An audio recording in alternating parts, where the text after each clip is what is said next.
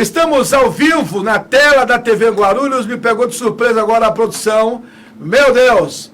Com a produção da Simone Araújo tem esfirra hoje. Esfirra de carne. Esfirra de... Tá bem essa minha equipe, hein? Tô tratando bem. Por favor, Simone Araújo. Né? Hoje não precisa jantar. Todas as sextas-feiras, tratamento 5 estrelas. Com a produção da Simone Araújo, a equipe técnica do Debate Guarulhos, a equipe mais bem equipada. Desde já, obrigado pela sua audiência. Estamos ao vivo, canal 3 da NET, canal 508 da Vivo TV, com a assistente da Sofia Fevereiro, Lucas Braga e o Felipe Poi. Muitíssimo obrigado, com a direção do Adalberto Greg.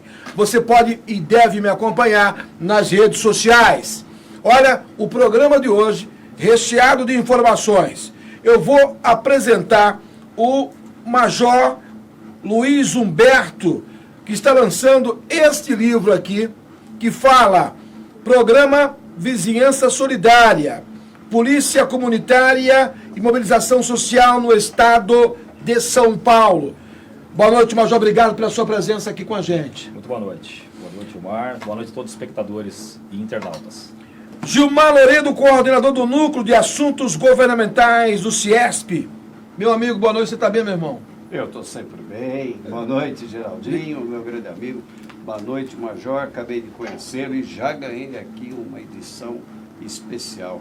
Programa Vizinhança Solidária. Adorei. Vou ler inteirinho, viu? Okay. Bacana. Ó, estamos ao vivo e atenção, agora você vai ficar bem informado com o site guarulhosendestaque.com.br na tela. As informações de hoje, por exemplo, a cidade de Guarulhos fez uma parceria com uma cidade chinesa. Essa informação está lá para você acessar e, evidentemente, compartilhar o portal de notícias guarulhosendestaque.com.br. Tudo bem? Gente, eu quero falar de uma outra novidade para você da padaria Favos de Mel. Se você ainda não escolheu a ceia de Natal, tira a tua esposa da cozinha. Aliás, esposa na cozinha da semana de Natal, né? Ninguém merece. Então, a Favos de Mel, do meu amigo Ricardo, do Manuel, tem uma ceia de Natal simplesmente nota 10. Recomendo a Favos de Mel em Guarulhos. Na tela, obrigado, produção. Vamos iniciar por questão de hierarquia, viu, meu querido Gilmar? É só que você não tem patente aí. Se você tiver, eu vou voltar a falar com você. Não tem ainda. Daqui a pouco vamos falar a respeito de muitas coisas que eu tenho certeza que a CIESP, aliás, eu convidei o diretor da CIESP, o Colim, pedi para até a produção, a Simone, voltar a falar com o Colim antes de viajar, para falar do crescimento da indústria.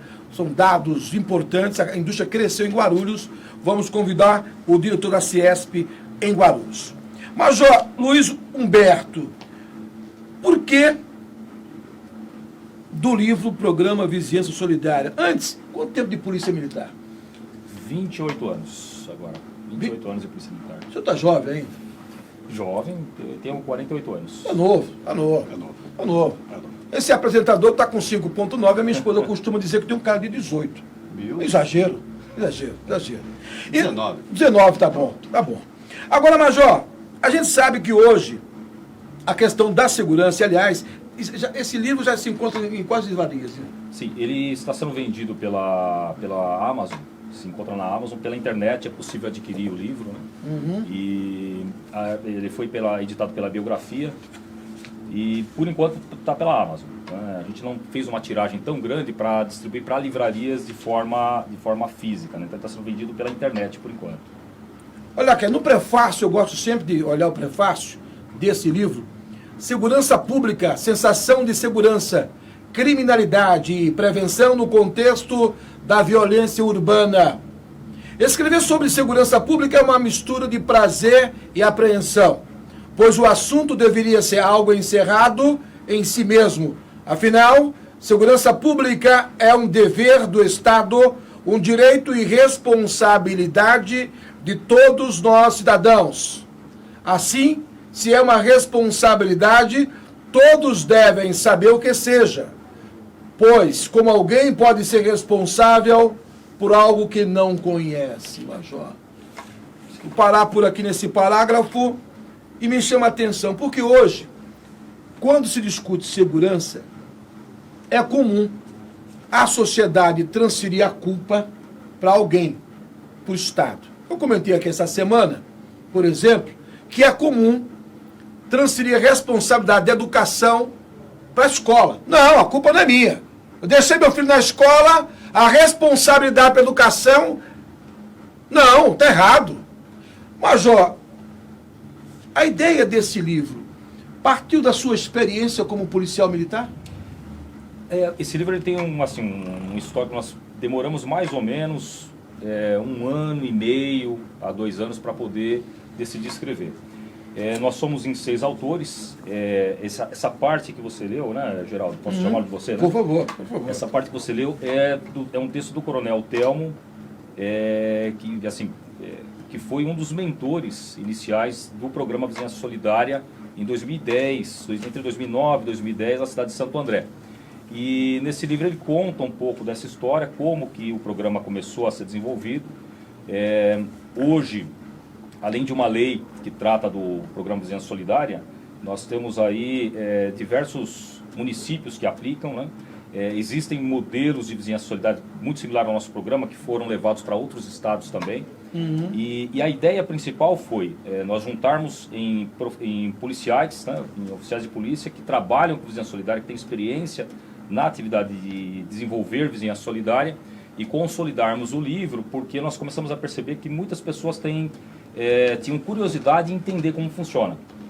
E, portanto, seria muito interessante aproximar quem tem realizado o desenvolvimento das pessoas que querem conhecer melhor o programa Vizinhança Solidária, que nada mais é do que estimular as pessoas a recuperar o sentimento de solidariedade entre os vizinhos.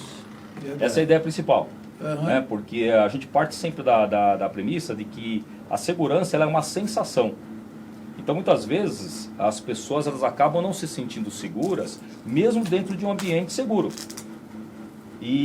Ou seja, isso é algo que tem que ser estudado, né? Tem que ser. E, de uma certa forma, quando a gente percebe a violência sendo explorada de uma maneira muito contínua, isso vai levando as pessoas a um sentimento de insegurança, onde, na verdade, você não tem problemas de violência.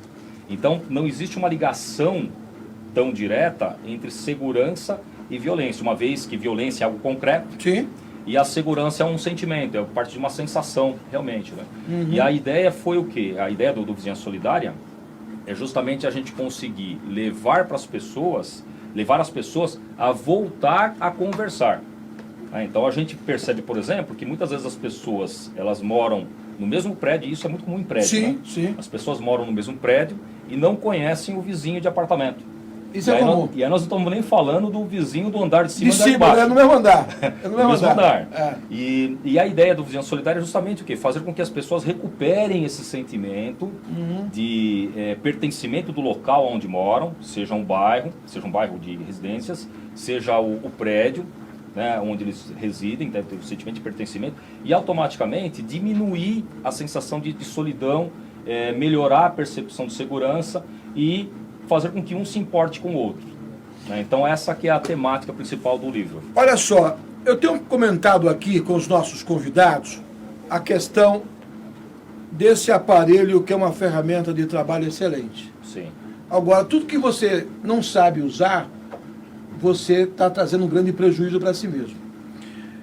A matéria da revista Veja, eu discuti aqui essa semana, só para fazer um parênteses nesse nosso bate-papo, uma escola de São Paulo, a lição do Zap, né? Da revista Veja, da semana passada, sua assinante. A matéria tem que dar o crédito da matéria. Os grupos de pais do WhatsApp estão cada vez mais ruidosos. E as escolas correm para aprender a lidar com eles. Olha que coisa interessante. Essa escola particular, muito conceituada em São Paulo, nesta matéria, surgiu a ideia de se fazer um grupo do WhatsApp para facilitar a carona. Olha, fulano, minha filha pode ir com você? Pode. Aí, o que aconteceu? Uma mãe disparou matéria da revista Veja. Vamos lembrar de passar desodorante nas crianças? Isso no Zap. E a temperatura subiu, concluiu a matéria. Pior que menino fedorento é menina com perfume barato. Outra respondeu, para depois ouvir. Nem todo mundo é peru como você para comprar perfume caro. Aí o tempo fechou. Vamos todo mundo para a diretoria. E o fato é que essas pessoas residem no mesmo conjunto. Ou seja, escola, né? Padrão FIFA. Aonde eu quero chegar? Exatamente o que o senhor acabou de falar. As pessoas elas precisam aprender a usar esse aparelho, mas não esquecer de conversar, de dialogar. Porque quando eu estou conversando com o meu vizinho, eu estou aproximando dele da minha família. Quando ele viaja, olha, ele viajou, então eu já vou ter aqui, olha, pode viajar tranquilo, tá? Isso é difícil, mas poderia ser fácil.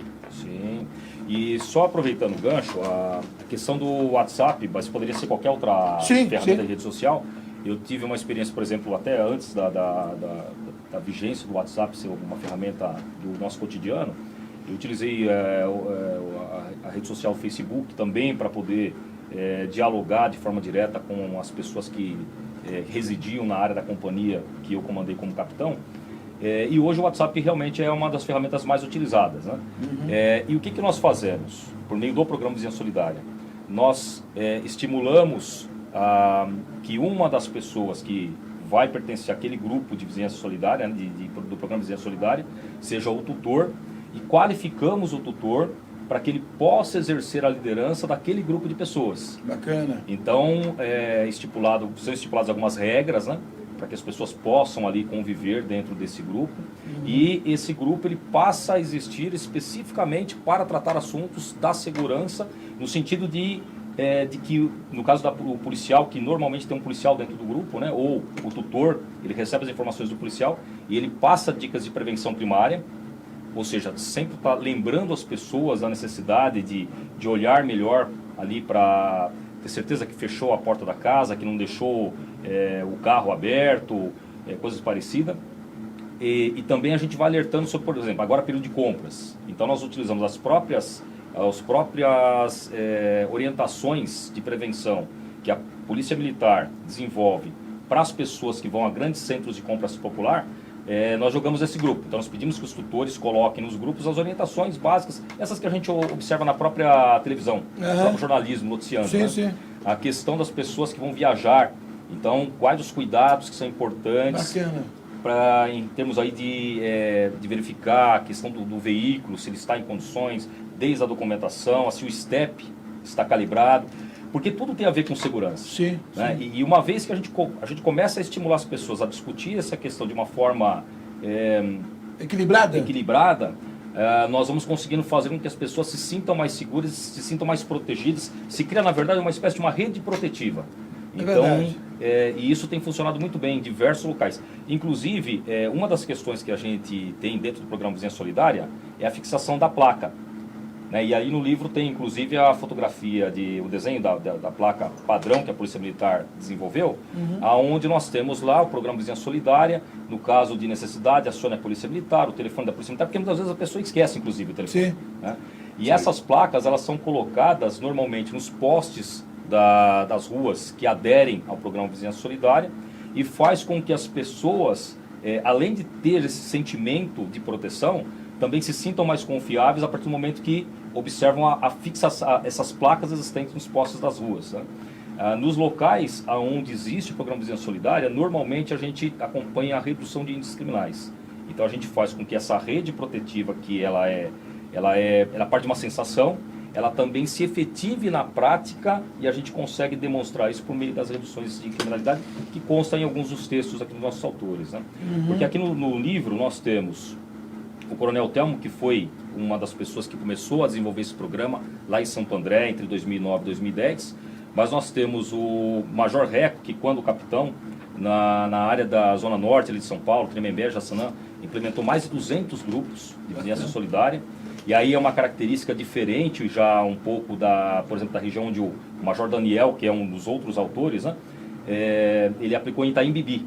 Então nós temos experiências da aplicação do PVS em áreas de prédios, experiências na aplicação em bairros, modelos atuais, é o caso, por exemplo, da Capitão Flávia, que comanda a primeira companhia do 11º Batalhão em São Paulo, que é ali em Bela Vista, e que está desenvolvendo o programa Vizinhança Solidária no bairro dela, e do Capitão Luciano, que trouxe para nós, porque a ideia foi falar de vizinhança solidária como título principal, mas também alinhar com o policiamento comunitário, que é uma estratégia aplicada pela Polícia Militar, já, a gente pode dizer que sempre aplicou, na verdade, porque quando a gente olha para o interior principalmente, o policial no interior principalmente sempre encontrou um ambiente propício a ter um receptivo para a comunidade, sempre encontrou essa possibilidade de fazer um policiamento comunitário, um policiamento mais aproximado. Né? Sim, é mais fácil. Mais fácil, e institucionalmente desde a década de 90. Nós temos aí, principalmente a partir de 2000, o policiamento comunitário implementado em toda a Polícia Militar. E aí o Capitão Luciano, ele traz no texto dele também algumas referências sobre o policiamento comunitário, porque a ideia foi tratar esses dois temas, né? A vizinhança solidária, que hoje é o que a gente tem feito assim de uma certa forma, de forma inovadora, mas dentro da doutrina de polícia comunitária que forma, junto com a qualidade e com direitos humanos, os 3 arcabouços aí de onde a Polícia Militar tem aí a sua base de atuação. Estou conversando com o Major Luiz Humberto, ele que é autor com mais 5? Com mais 5 autores. Com mais 5 autores do programa Vizinhança Solidária, né, que você vai poder acessar o Amazon, é isso, Major? Amazon, isso. E você vai poder comprar esse livro aqui. Deixa eu dar uma boa noite para o meu amigo Gilmar Louredo, coordenador do Núcleo de Assuntos Governamentais. Ô Gilmar, prazer em vê-lo, muito tempo que não o vejo. E já pegando carona, como é que você está vendo o lançamento de algo que é tão importante para o nosso dia a dia, esse tipo de pauta, que é o programa Vizinhança, um livro que eu não li ainda, mas já recomendo por tudo aquilo que o Major acabou de falar. É uma leitura que vale a pena você conferir. Gilmar. Boa noite a todos, amigos, boa noite, Geraldo, boa noite, Major. Fiquei prestando muita atenção na sua fala, porque eu aplico muito. Recentemente, eu parei num posto de gasolina e eu vi ali um banner feito pelo dono do posto. Senhor Polícia Militar, aqui você tem Wi-Fi, você tem banheiro, você tem água, você tem um cafezinho, permaneça aqui quanto tempo você quiser. Achei muito interessante a maneira, porque é uma realidade. O policial, como é que ele faz? Ele tem que ficar na rua. Toda vez que ele precisar ir ao banheiro, ele tem que voltar para o batalhão, para a companhia, ele deixa desguarnecido. Se ele vai usar o estabelecimento comercial, é sempre constrangedor, o senhor tem um banheiro? Tá? Então, quando ele tem o convite vindo automático, ele acaba criando, para mim, eu não sei qual é o nome, que eu não entendo disso, mas eu sei que ele cria já esse vínculo. Então, ele não abusa, obviamente. Eu já vi é um posto que eu paro sempre. Sim. De vez em quando tem uma viatura lá. Mas é interessante, me dá a sensação de segurança, que ali eu posso tomar meu cafezinho, comer meu pão de queijo que eu gosto de comer ali. Né? Filho de mineiro gosta, eu sou filho de mineiro. Sempre tem pão de queijo, né? Tem que ter. Se gasolina sempre tem pão de queijo. É verdade. Mas eu Por vejo, favor. Geraldo, só para concluir sim. que eu não sabia da existência desse programa aqui no Brasil, mas eu acho ele extremamente importante. Eu diria que não é só a sensação de segurança, não. Ele se torna uma preventiva, sim.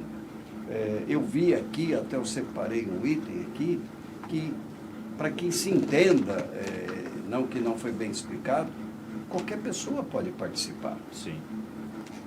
Ele tem que preencher alguns requisitos, óbvio, mas qualquer cidadão pode e deve participar. Porque quantos mais participarem do programa, você estreita mais ainda você estreita a ação malévola das pessoas.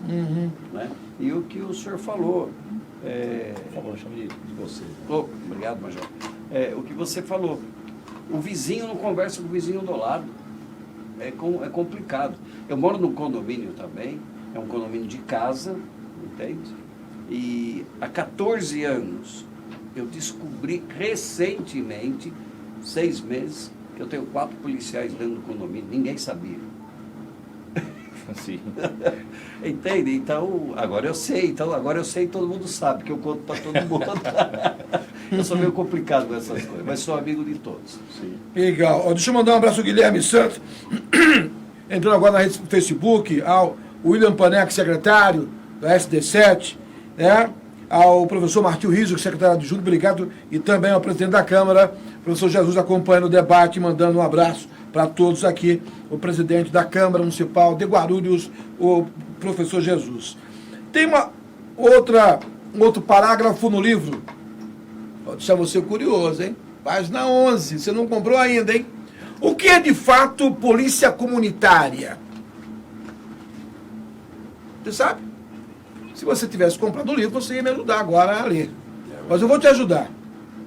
A frustração daqueles que buscam uma definição única de policiamento comunitário é compreensível. Precisamente porque o policiamento comunitário atualmente representa a confluência de muitos ramos de reforma que produzem interseções contracorrentes. Esse é um texto do oficial da Polícia Militar do Estado de São Paulo, Luciano Borges. A polícia comunitária, em resumo, Major, ela se torna um amigo da família? Na prática seria isso? Exatamente. Um amigo da vizinhança? Um amigo que quando você precisa, ele está disponível?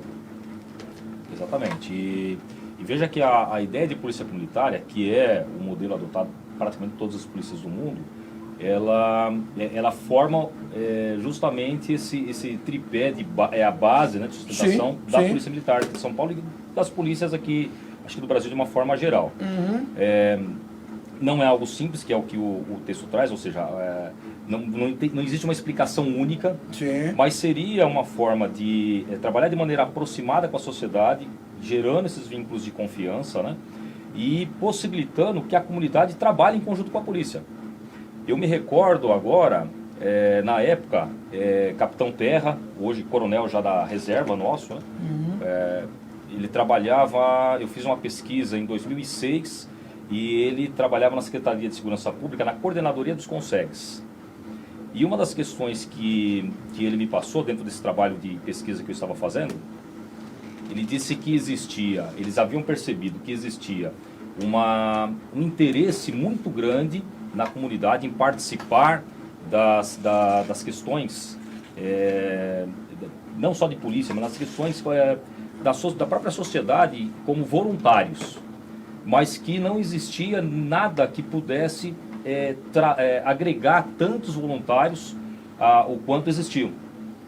E eles tentavam imaginar alguma coisa e não conseguiam, né, um catalisador dessa, entre aspas, essa mão de obra, desse volume de voluntários tão grande que existe na sociedade, que quer trabalhar pelo bem comum.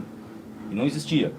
E eu, agora, dentro dessa conversa, até que me ocorreu, quer dizer, o Vizinhança Solidária, de uma certa forma, ele pode e ele tem sido esse catalisador. Os conselhos ajudam nisso? Muito. Os Conselhos Comunitários de Segurança ajudam muito, né? Com a diferença do quê? Que o Conselho Comunitário de Segurança, ele acaba tendo uma estrutura formal, que é importante também. Ele gera atas de reuniões que vão para a Secretaria de Segurança Pública e ele discute a segurança, mas discute a segurança em um nível mais amplo. Enquanto que o Vizinhança Solidária, ele promove a discussão da segurança no grupo de amigos, ali no grupo da rua. O Consegue é no bairro. O Consegue é no bairro. A Guarda Municipal ajuda? Pode ajudar e tem inclusive um modelo em um município da Grande São Paulo, se não me engano em Osasco, que a própria Guarda Civil já tem desenvolvido o programa de Vizinhança Solidária também. Uma curiosidade, como é que é a relação hoje? Até porque o secretário de Justiça, que é o responsável pela Guarda Municipal, ele é um policial militar, né? O Gilvan Passos, não sei se o senhor conhece, ele é o secretário de Justiça, ou seja, na hierarquia ele é o comandante da Guarda Municipal na cidade de Guarulhos. A Edilene, boa noite, e o Pedro também acompanhando aqui, mandando um abraço, obrigado pela audiência. Hoje, esse intercâmbio, por assim dizer, da Guarda Municipal com o Consegue, deveria funcionar de uma maneira positiva no quesito de informação, porque hoje se discute muito o trabalho da Guarda Municipal. né? Hoje a Guarda Municipal tem um poder de polícia, que antes não podia prender, né? Enfim, não vou discutir isso aqui agora. Mas a relação da Guarda Municipal com a Polícia Militar nesse quesito do bairro, como é que isso, no contexto geral, tem funcionado, Major? Funciona muito bem. Eu vou falar especificamente do local onde eu trabalho, né? Eu trabalho no centro de São Paulo. E para se ter uma ideia, hoje, por exemplo, durante a manhã nós estivemos reunidos na sede do Comando de Policiamento de Área Metropolitana 1, que é ali no centro de São Paulo, para discutir o planejamento da Operação São Silvestre e Réveillon. E a Guarda Civil é uma parceira de todas as operações, para todos os projetos que nós temos. Nós sempre contamos muito com a Guarda Civil em São Paulo, trabalhamos em conjunto, dividimos as responsabilidades ali dentro do planejamento, né? Bacana. Assim como também com os outros órgãos, né? Então, no caso de São Paulo, né? Então nós temos lá a CT, que aqui é a STT, né? A CT, o metrô, Via 4, o CPTM, os organizadores do evento, Secretaria Municipal de Turismo, Secretaria Municipal de Cultura, ou seja, nós tínhamos mais de 70 pessoas hoje reunidas para discutir a questão do Réveillon e a questão da São Silvestre, inclusive o Conseg ali, que cuida da área da Avenida Paulista, também foi convidado, estava lá, né? O Rodrigo estava lá com a gente, porque a comunidade ela é importante também nesse momento. Sim. Porque a sua pergunta foi em respeito do bairro. Sim. Eu falei de um evento e pode parecer que não tem muita coisa a ver, mas tem tudo a ver. Mas não tenho dúvida. Porque a gente fala da Paulista, a gente lembra do quê? A gente lembra de uma grande avenida do centro econômico, financeiro, Coração do de São Brasil, Paulo. né? Sim. São Paulo e do Brasil, Do assim, por Brasil. assim dizer. Mas ali tem pessoas que residem. É verdade. Né? Tem muitas pessoas Tem que o comércio e residem. é um bairro, ao mesmo tempo um bairro Tem residencial. uma residencial, porque você tem ali a Alameda Santos, a São Carlos do Sim, Pinhal, sim. as travessas, e tem muitas pessoas que moram por ali. E o Conseg, representando os moradores, esteve presente com a gente hoje nessa reunião. Estamos ao vivo, deixa eu mandar um abraço para Neto Cruz, no Rio de Janeiro, e a Edilene. Olha, no dia desse você colocou uma porção de, não sei se era de peixe ou Net. Não se faz isso na hora do almoço. Quando a pessoa já almoçou agora, você mandar no Face uma porção de camarão, eu acho que agora você deveria mandar isso pra gente aqui na televisão, né? É lamentável. E pior que naquele horário eu estava com fome. Obrigado, brincadeiras à parte, obrigado pelo carinho. Gente, vamos fazer um intervalo, daqui a pouco a gente volta conversando com o Major Luiz Humberto e o Gilmar Louredo do CIESP. Voltamos em 1 minuto. Com 11 anos, meu passatempo favorito era brincar na rua de casa. Toda a vizinhança sabia quem eu era. O que ninguém sabia era que eu ficava até tarde na rua porque eu não queria voltar pra casa. Eu tinha medo de ficar sozinho com ele. Se eu entrasse no quarto, eu sabia que eu não podia mais sair. Tinha que ficar na cama, onde o espaço era pequeno e apertado demais para 2 pessoas. Onde o escuro dava medo. Onde o abuso me sufocava. A violência sexual que aconteceu com a Bruna acontece todos os dias, marcando crianças e adolescentes pelo resto da vida. Uma vida livre de abusos. Isso são direitos humanos. Denuncie. Não silencie. Direitos humanos são para todos. Disque 100. Ministério dos Direitos Humanos. Governo Federal. Grupo Lumar, soluções integradas na prestação de serviços especializados, tradição e tecnologia em segurança e terceirização, portaria, controle de acesso, manutenção predial, limpeza e conservação, vigilância patrimonial, escolta armada, segurança pessoal, facilities de recepção, qualidade, credibilidade e transparência a serviço de você e da sua empresa. Entre em contato e solicite uma cotação. Acesse grupolumar.com.br. Estamos de volta ao vivo nas redes sociais. Obrigado pelo carinho de todos vocês. Deixa eu mandar um abraço para os meus amigos que estão lá na padaria Favos de Mel e também lá na padaria, agora não entendi o nome, depois eu vou ler aqui com mais calma que escreveu o nome aqui, eu acho que o cara deve ser algum americano, né? E os meus amigos fazem isso comigo, né? Estão numa padaria tomando café e quer que eu mande, eu não vou mandar um abraço não, vocês vão ter que mandar de novo a mensagem, tá certo? Não vou nem falar o nome, porque depois o café, hoje, vai ter que pagar uma pizza pro Geraldo Júnior, senão não vou falar o nome de vocês aí. Tô brincadeira. Meus amigos de faculdade. Aliás, a turma de 95 da FIG tentou fazer um churrasco agora, mas você fazer churrasco nessa época do ano não vai conseguir mesmo. Falta local, falta tudo, né? Agora, Major, hoje, no intervalo que a gente estava conversando, e no trânsito, muitas vezes, Gilmar, não sei se já aconteceu com você, você está no trânsito, aí abre o farol, abriu o farol. Um segundo que você para, o cara, ô meu, tá aprendendo a dirigir? E o cara não fala só isso, ele fala da sua mãe. Sim. Até um dia eu perguntei, você conhece a minha mãe, cara? Que intimidade você tem com a minha mãe? Você nem conhece ela. Fala, minha mãe é uma senhora de 90 anos, não faça isso não, cara. Mas o diálogo no trânsito é um negócio muito pesado, né? E nós conhecemos, e assim como você, várias histórias de pessoas que estão no trânsito e arranjam confusão, vão para a delegacia, ou seja, não há necessidade. Onde eu quero chegar? A questão da educação, quando eu era jovem, quando eu era criança, as pessoas estão me chamando de dinossauro na rede social. Tudo bem, não tem problema. Mas eu, de vez em quando também eu acho que sou um dinossauro mesmo. Quando meu pai chegava, tinha uma visita, e eu falava assim, ô Geraldo, tem visita, fica lá aguardando, quando terminar você vai poder passar por aqui. Mas pai, estou conversando com a visita, por favor. Eu não falava nada. Eu tinha respeito pelo meu pai, porque ele falou assim, olha, depois a gente conversa. Você pode me dar licença que eu estou conversando? Eu perguntaria a vocês, será que o respeito e a educação saiu fora de moda? E tem um outro detalhe que eu falo aqui sempre para as pessoas. Na minha época, de aluno, o professor entrava na sala de aula, todos nós levantavam. E outro detalhe, antes de entrar o hino nacional e na bandeira. Opa!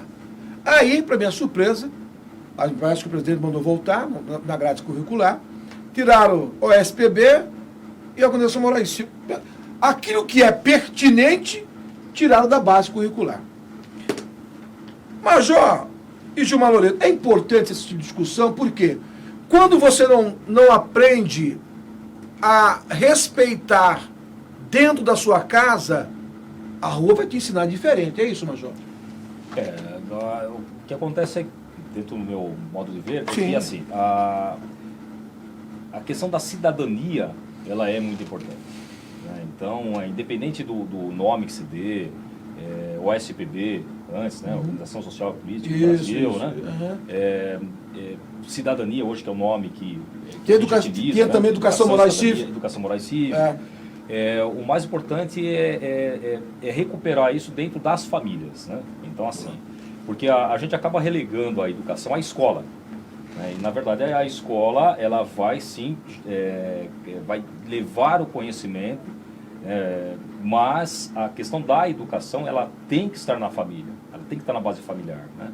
E o que a gente vê, de uma certa forma, é que muitas vezes a família, talvez, ela não esteja tendo ou a preocupação, porque acaba relegando, porque se a gente for pensar, né, que você está buscando na reminiscência do passado, etc. Né? Se a gente for pensar como acontecia no passado, na maior parte das vezes, os filhos eles eram criados dentro da própria residência, e aí no seio familiar, desde infância até a idade de 7, 8 anos, quando começava a ir para a escola. Verdade. Parte do dia.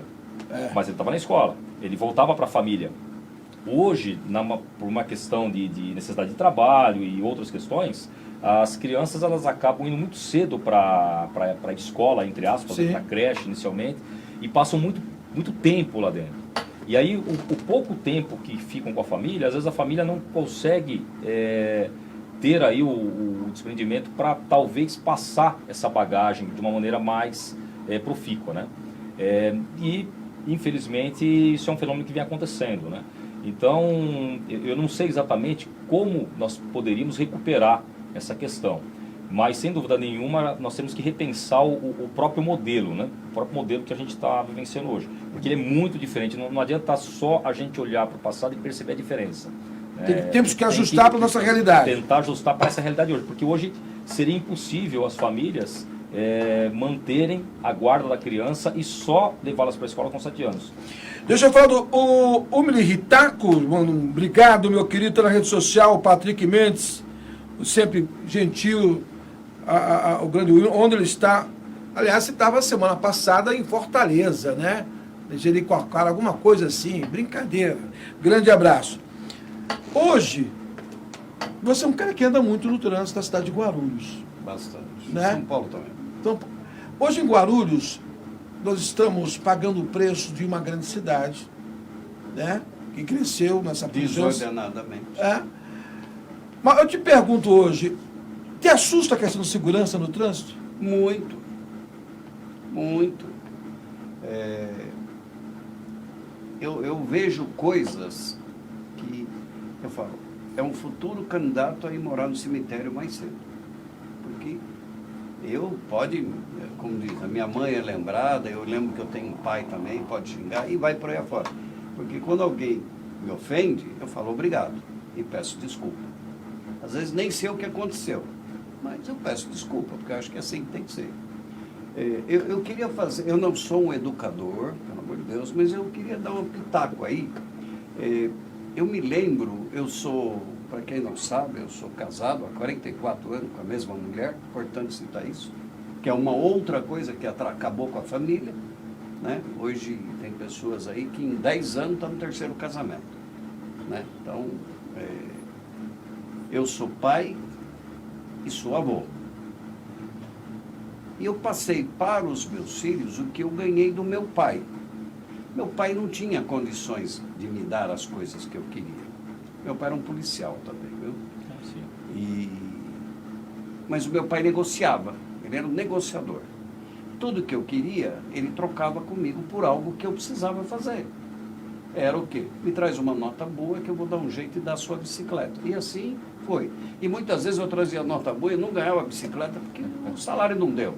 Mas ele me dava uma compensação. Eu passei isso para os meus filhos e sei que está sendo passado para minhas netas. A troca. Hoje, o que o senhor disse é verdade. Põe a criança na rua, põe a criança na creche. Há uma confusão que lá os meus filhos foram para aprender, somar, a ler, mas a educação é minha.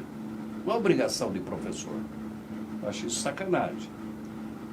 Mas a troca. Hoje a criança, eu estou cansado de ver, desculpe, classe média, classe alta, criança se jogando no chão e a mãe corre comprar o que quer. 2 anos de idade. 2 anos. O que ela está fazendo com essa criança? Está ensinando o quê? A hora que você quiser, você pega e sai correndo. Desculpa. Então, vamos trocar. Vamos trocar uma boa informação, uma boa educação por aquilo que ele quer. Ele que responda, a criança que responda. Então, eu acho, houve aí com o advento da internet, essa coisa maluca aí, isso aí também começou, então, separar casais, consequentemente, criança pode fazer o que quer. Como é que você reverte isso? Daqui para frente, cada um começa a negociar. Aproveito, vou tocar no assunto que está na moda, é que eu fui hostilizado no meu Facebook, porque eu postei, né, que se você não quer que a polícia bate no teu filho, eu nunca vi a polícia entrar numa igreja e bater em ninguém, qualquer religião. Nunca vi a polícia entrar numa biblioteca. Então, manda o teu filho para a biblioteca, manda para o cinema, tem tanto lugar bonito que a polícia não passa nem na porta. E aí a polícia é culpada. Eu sempre convido, eu fui hostilizado, viu, Major? Sim. Que eu não sei, eu não tenho nada a ver com esse povo aí da UAB, são meus amigos. Só que eu sei o que é certo. Sim, mas só para a gente chegar num consenso, Gilmar, a polícia tem que bater em circunstância nenhuma, né? Eu não disse que bateu, não. Sim, sim. Eu não disse. Sim. Eu não estava lá, não posso falar. Sim. Mas assim, a gente tem que repensar de fato, né? Essas questões da internet com a sociedade, porque a internet é uma grande ferramenta que pode tanto nos ajudar como pode nos isolar. Sim. A gente tem, por exemplo, a questão dos suicídios. Nunca se observou tanto suicídio como a gente tem observado nesse momento. E o que é um contrassenso, né? Porque se as redes sociais elas promovem uma interação, elas diminuem as distâncias, elas permitem que as pessoas se comuniquem mais, como é que a gente pode ter tanta gente, por exemplo, cometendo suicídio, ou se isolando, ou desenvolvendo outras doenças por conta, de uma certa forma, das redes sociais, ou a própria necessidade de querer o tempo todo estar recebendo like, estar recebendo curtidas, etc. E quando isso não acontece, a pessoa se deprime, ela desenvolve uma depressão, coisa parecida. Então, assim, a gente tem que repensar a sociedade, do meu ponto de vista, nós temos que repensar a sociedade sobre vários aspectos, né? E com uma certa urgência. Eu vou aproveitar a sua deixa. Aliás, tem aqui o Emily. De casa trazíamos educação, respeito e amor à família. Para a escola levarmos cadeiras, legumes e agregados para a merenda. Olha, isso é bacana. Ô, Emily, parabéns, hein? Parabéns, né? Isso mesmo. Fazíamos isso. Sim. Fazíamos isso. Agora, ô, Emily, eu não sei se você em casa vai concordar comigo. Tudo que acontece é culpa da polícia. A polícia não chegou. Agora, no que aconteceu em São Paulo, falaram que a polícia tinha agredido e descobriu-se que as pessoas foram atropeladas, foram pisoteadas. O que a polícia tem a ver com isso? E por que correram? Num evento como aquele, a polícia chega, o pessoal dá licença, polícia, dá licença. Você acha que os caras iam parar a festa? Não iam parar a festa. Né? E quando a polícia chega, se você não tem nada a ter, você não corre. O seu documento, aqui o documento. Você não para. Simples assim. Se você vai fazer um evento, você tem que ir na prefeitura, corpo de bombeiro, polícia militar, uma ambulância médica, pagar taxa. Por que eu tenho que pagar tudo isso e você pode fazer, parar, fechar a rua e fazer... Para com isso. Não, então existem normas, né? Normas para serem respeitadas. Você quer fazer um evento? Faz com segurança, respeitando as regras. É comum as pessoas criticarem o Geraldo, Oscar Geraldo, meu xará, obrigado pela audiência. Geraldo, você fica falando umas coisas que não tem nada a ver. Como não? Vai você fazer uma festa na rua e a prefeitura chegar, meu amigo, me dá aqui a documentação desse evento aqui. Você é penalizado, amigo. Ah, não, no bairro desse pessoal não tem lazer. Pera aí, não confundam. Quer dizer, o fato de não ter lazer, aí você pode fechar a rua, e tem muitos moradores que não aprovam isso. Não, eu vou fechar a rua. Eu não tenho lazer, eu vou ligar aqui o carro de som. Ei, e o respeito? Onde está o respeito ao próximo? Isso também é educação. Né? Você não pode fechar a minha rua. Um dia desse, na Copa, onde eu moro, os caras, vamos fechar, não vai fechar a rua, não, conversa, mas Geraldo é Copa. E daí? O cara não me conhece, eu tenho um boleto para pagar segunda-feira, não vou fechar a rua e eu vou sair como aqui da rua? Não vai fechar. Ficaram de bico na minha rua. O jornalista. Amigo, tudo tem que ser conversado. Você não pode chegar numa rua e fechar, porque Copa do Mundo, o Flamengo foi campeão. Existem regras. E eu acho que o diálogo é o melhor caminho para abrir portas, né, Major? Sim. E só retomando até uma questão que eu havia falado agora há poucos minutos, né? Para se ter uma ideia da dimensão, é óbvio que a gente está falando de uma São Silvestre, um Réveillon, mas o tratamento que nós damos, por exemplo, para as manifestações, que é muito similar no centro de São Paulo, nós convidamos esses mesmos atores públicos para sentar, discutir, inclusive os manifestantes, também para que a gente possa discutir a melhor estratégia para que a manifestação ela aconteça dentro daquilo que é determinado pela Constituição. A Constituição ela garante o direito de manifestação. Sim. Né? Então nós temos a obrigação de garantir esse direito, mas também existe o direito das pessoas que querem transitar pela rua. Né? Existem os hospitais que têm a necessidade de ter as ambulâncias chegando ou saindo do hospital. Sim. Então existem outros direitos também que a gente tem que pensar. Quer dizer, não dá para a gente pensar unilateralmente, né? E por isso que é importante a gente discutir com o poder público que vai regular essa questão, né? Até que momento você pode fazer isso? Há necessidade, no caso de uma manifestação pública, há necessidade de fechar as duas vias? Quais os prejuízos? Quais os prejuízos? O volume de pessoa, ele determina que se fechem as duas vias? Será que não dá para ir pela calçada, por exemplo? Então, são questões que fazem com que a gente tenha que discutir, e a Polícia Militar sempre está aberta à discussão. Então, assim, uma vez que a pessoa que queira promover o evento que for e que procura um quartel da Polícia Militar, ele vai ser ouvido, vai ser marcada reunião, serão chamados outros órgãos, né? E eu falo isso assim de forma muito categórica pelo fato de trabalhar na divisão operacional do CPM-1, onde nós acolhemos todos esses pedidos e informamos quando é possível. Quando é possível, nós chamamos outros atores para poder discutir a melhor estratégia. E quando não é possível, nós informamos que não é possível e explicamos o porquê. Não é possível porque já tem outro evento, por exemplo. Né? Nós temos uma área que é muito disputada para eventos, né? Já tem outro evento. Esse local não é possível porque é uma rota de ambulâncias para hospitais, por exemplo. E assim é o nosso procedimento, né? Então, nós não podemos olhar só por uma questão. A gente tem que olhar de uma forma ampla e temos que olhar para o direito de um, mas também para os demais, né? Não dá para pensar só por um lado, né? Isso é algo importante. Olha, nesse livro, o senhor trata, por exemplo, aqui na página 109, já comprou o livro, na página 109, se você tivesse aí acompanhar comigo. Planilha de indicadores criminais dos crimes de roubo e furto, né? Aí aqui traz, por exemplo, Rua Barra Mansa, né? No primeiro semestre, quer dizer, o que eu acho importante desse livro, que eu não li ainda, vou ler com muita calma, que as informações contidas são relatadas por oficiais que participaram no dia a dia, né? Com conhecimento de fato. Não foi criada uma história, uma novela das 7, não.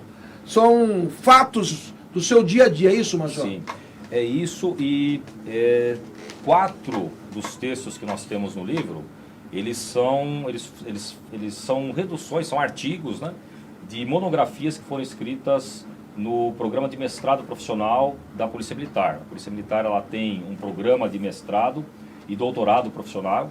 Né? Então, o mestrado profissional ele é feito por capitães que vão subir ao posto de major, e o curso de doutorado ele é realizado por majores ou tenentes-coronéis para que possam estar aptos à promoção de coronel, que é o último posto da Polícia Militar. E 4 dos textos aí são exatamente artigos que foram produzidos como monografias do curso de CAO, né, que é o curso de habilitação de oficiais, né, que é o nosso mestrado profissional.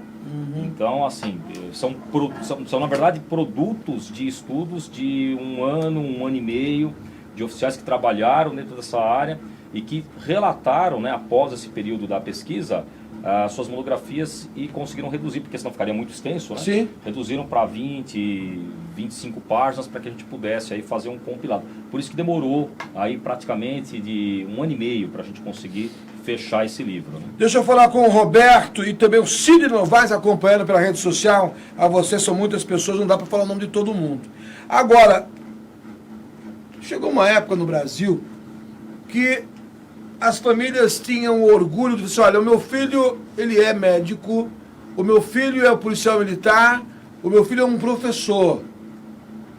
Porque eram profissões até então respeitadas, não só pela sociedade, financeiramente. Hoje, por exemplo, eu me formei em letras na Farias Brito, mas quando eu terminei o curso, eu fui fazer um estágio, eu olhei o lerito, não. O professor hoje tem que ter, no mínimo, 3 empregos. Tá certo, Gilmar, hoje? Jornalista é a mesma coisa também. Tem o resto. Policial militar, se traz o cara e faz isso comigo. Vai pagar o café depois. Pago. O policial militar, no início da sua profissão, ele tem que fazer os bicos para completar o salário. Né? O governador do estado, recentemente, não é pergunta para o senhor não, Major, para mim mesmo. Na campanha que eu entrevistei, o governador João Dória, ele disse que dá um reajuste para os policiais e que a Polícia Militar do Estado de São Paulo ia ser a polícia mais bem paga do Brasil. Brincou, né, governador? É desagradável tudo isso, porque ser policial militar é um desejo de muitos jovens, né? Agora, na hora de fazer campanha, prometer algo e depois não cumpre, é desagradável. Quando se fala assim, aliás, o filme que é feito da Polícia Militar do Estado de São Paulo, muito bonito. E aí, agora, na prática, o pessoal está pedindo que o senhor reveja alguns conceitos, viu, governador? O Oscar Geraldo mandou obrigado pelos parabéns, Ceará, e a Denise, família abençoada de Deus, família que eu aprendi a respeitar bastante, grandes amigos. O que eu quero dizer para os senhores, que eu respeito muito o trabalho da Polícia Militar do Estado de São Paulo, eu vejo que é evidente que em qualquer setor você vai ter o bom jornalista e o jornalista que não é bom, que é mau caráter. Tá certo? Em todas as profissões. Não vamos aqui generalizar. Tá certo? Com certeza, com né? certeza. Você dizer, apontar, não, aqui não é o tribunal, aqui não posso jogar pedra, quem nunca errou e joga a primeira pedra.